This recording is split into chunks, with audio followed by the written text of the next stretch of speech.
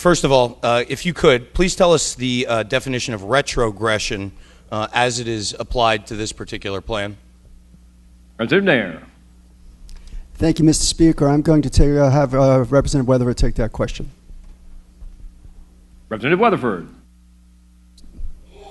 Thank you, Mr. Speaker. It's a good question, Representative Jenne. Thank you for bringing it forth. This has been talked about a lot, trying to define in a very finite manner the definition of retrogression. I don't know if I have a perfect answer for you, but I can tell you this. Retrogression, to me, and I think to the committee that has worked for these great bills, means not going backwards. It means that if you have a district, for example, that is a minority-majority district in a Section 5 county, it should not go backwards. It means that, for example, in Amendment 6, that speaks very clearly, in Amendment 5, that speaks very clearly to not having diminishment within the minority districts. I think that's what retrogression is. Further questions? For a follow-up, Representative Jenne. Thank you, Mr. Speaker, and Representative Weatherford, thank you for that. I'll address my questions back to Representative Nair, my dear friend Peter Nair. Some districts must be drawn to allow minorities to elect the representative of their choosing. But haven't the 2002 districts changed? And what I'm wondering really is, do we have to maintain 2002 minority districts in order to re-elect someone? Representative Weatherford, is that a follow-up, or you want to? Representative Weatherford, you recognize. Thank you, Mr. Speaker. I appreciate it. It's a very good question. Look, I think that the federal law is extremely and implicitly clear. There are different things that you have to look at. For example, we have 5 counties within Florida that are Section 5 counties within the Voting Rights Act. We cannot allow for diminishment to take place within those 5 counties, certainly for districts that are within those 5 counties. But also, we have Section 2 of the Voting Rights Act that also says that you cannot take a district that is a minority-majority district and take it below 50%.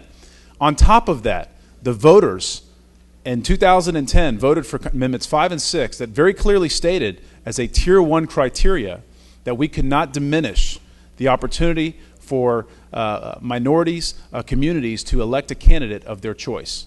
And so I think it's pretty clear as to what we have to do and what we've done within these maps. For a follow-up, Representative Jenne. Again, thank you, Mr. Speaker.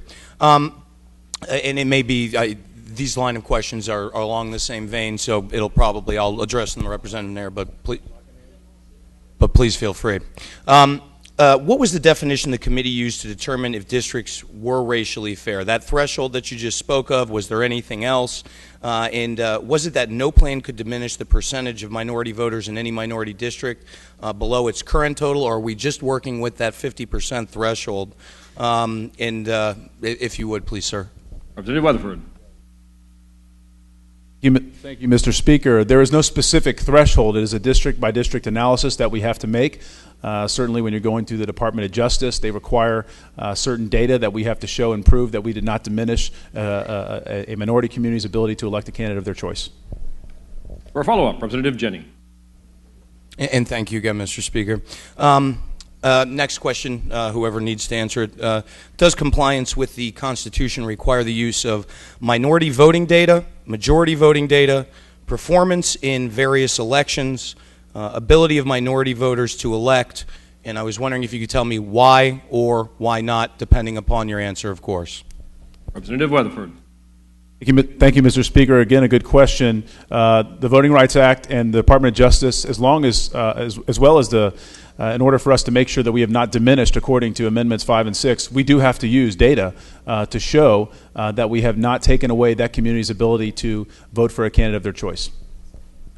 For a follow-up, Representative Jenne. Again, thank you, Mr. Speaker.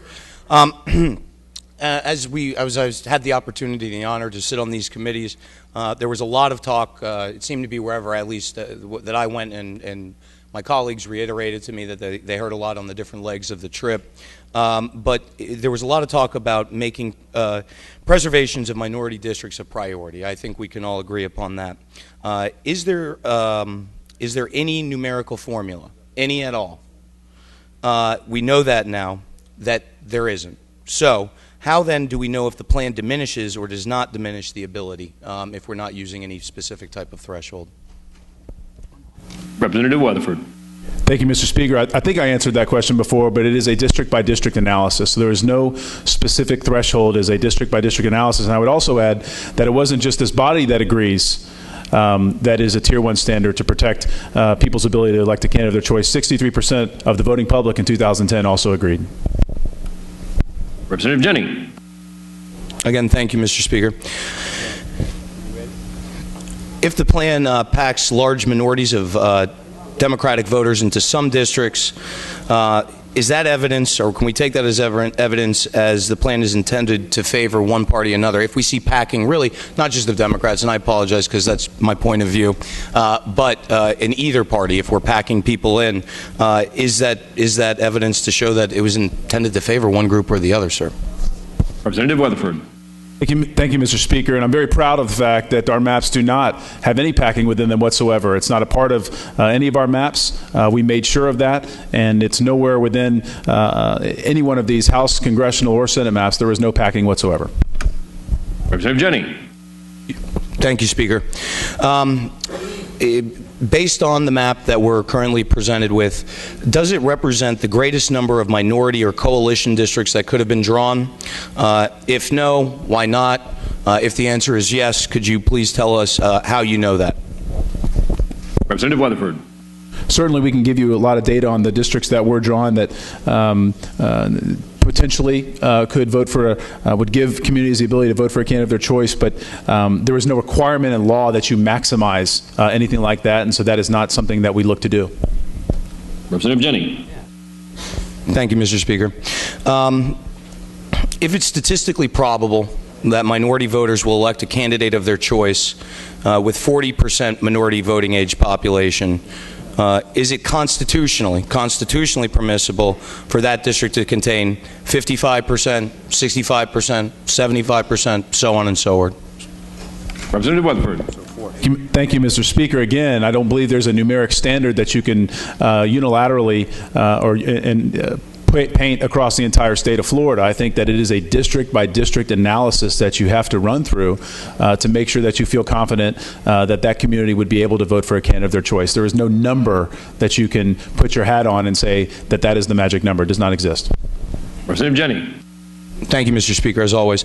Was election performance data used, Representative Weatherford, to determine if districts improved or diminished the ability of minorities to elect candidates of their choice? If yes, you could define what that data was, and I'll save the rest for follow-up if necessary, dependent upon your answer. Representative Weatherford. Thank you, Mr. Speaker. The Department of Justice actually requires that we use performance data to prove that the districts that we've drawn continue to allow a community to elect a candidate of their choice. Our staff, along with our attorneys, look at that data and they analyze it on a district-by-district basis to make sure that that is taking place. So the answer is yes. Representative Jenne. Thank you, Mr. Speaker. And can we ask where the source of that data was? Representative Weatherford. So the source is the Department of State Division of Elections. And also I would like to point out on the earlier question as well, if I could, Mr. Speaker, that we only use that data when dealing with the minority districts. Representative Jenne. Thank you, Mr. Speaker. Switching gears, I'm gonna go back because these next set of questions deal with incumbency, and perhaps it'll go back to you, Chairman Weatherford, but I'll formally address them to Chairman Nair at this point until I know otherwise. Chairman Nair, if the 2002 districts were drawn in order to preserve incumbency or to help any particular political party, is that something relevant to determining whether or not we can simply keep the 2012 districts and plans approximately the same as configured in 2002, because I have to be quite honest, when I look over things, it seems to be that they're very, very similar in nature. Representative Nair. Mr. Speaker, once again, I'd like to yield to Representative Weatherford. Representative Weatherford. Thank you, Mr. Speaker. I could not disagree more. I don't think our districts in 2012 reflect very much of anything in 2002. But I would also like to point out that I don't think anybody here can specifically talk about what the intent of the legislature was 10 years ago. I didn't serve in this body. We may have a couple of retreads who were here when we went through that process in 2002. But I was not one of them. And so I can't speak to that. There's nothing wrong with being a retread, Representative Frisch. The record shall so reflect. Representative Jenne. I like to refer to them as veterans, Chairman. If a district is composed of 70% voters of the same party as the incumbent, some might say that it's evidence of an intent to favor said incumbent. I was wondering if you could explain why or why not in your particular view. Representative Weatherford. Thank you, Mr. Speaker. I don't think that's a factor in whether or not the maps that we drew were compliant with Amendments 5 and 6 in the Federal Voting Rights Act. I mean, we have very clear standards, both in statute, federal statute, and we have very clear standards in the state constitution, which we abided by. But one of those standards is not whether or not a district looks anything similar to the way it looked 10 years ago when it was drawn. So I guess I just don't follow that line of questioning. Representative Jenne. Fair enough. Next question would be this. Were there any iterations, models of any maps that included any member's actual residence intentionally placed there? Representative Weatherford. Very proud to say absolutely not, and I think a lot of the members in this chamber could speak to that. Representative Jenne. At least I can. Were there any discussions with members about whether their residence would be in a district with another residence or any other incumbent? Was the Democratic Party of Florida solicited to give their input, or was the Republican Party of Florida solicited to give their input? Representative Weatherford. Thank you, Mr. Speaker. Our job was to comply with the Amendments 5 and 6 in our Constitution and to comply with the federal statutes of the Voting Rights Act. Where people lived was inconsequential. We did not look at that information, and I think that's reflected in our maps. Representative Jenne. Thank you. And then to the second part of that question would be, was there anyone reaching out, did anyone reach out to the Florida Democratic Party or the Republican Party of Florida on behalf of this chamber? Representative Weatherford. No. Representative Jenne. Thank you, Mr. Speaker. And this is the final question that I have. Based on publicly available historic election data, as certified by our very own Secretary of State, the Senate plan overwhelmingly it favors one particular party, while creating only 14 districts that would give the minority party a chance at winning. On a fair plan based on a 50-50 statewide partisan vote in this state, wouldn't that allow for 20 and 20? And can you tell me why doesn't this plan shake out that way? Representative Weatherford. Thank you, Mr. Speaker. Of course, I cannot speak for the Senate, but we certainly, and I agree with the Senate, I believe the Senate would say the same thing, that we did not use political data in drawing these maps, and so it's kind of hard to answer a question about what we knew in regards to political data when we didn't use it. But you know, nowhere in the standards to talk about trying to draw districts with any type of partisanship or any type of number involved. It had very clear standards. It talked about Tier 1 standards of making sure there was no political intent, had very clear standards about preserving a community's ability to vote for a candidate of their choice, compactness, cities and counties, all those things. It doesn't talk about the question that you just asked. One more. Representative Jenne, you recognize. And I appreciate your indulgence, Mr. Speaker. Some of my colleagues started getting in my ear for a second. They wanted me to ask a follow-up to a previous question. Before I had asked if any information had been solicited from any political party, the question that I was asked to then reframe would be, was there any communication either between the House of Representatives, anyone working for the House of Representatives and the Florida Democratic Party or the Republican Party of Florida, be it telephone, email, fax, Skype, anything at all? Representative Weatherford.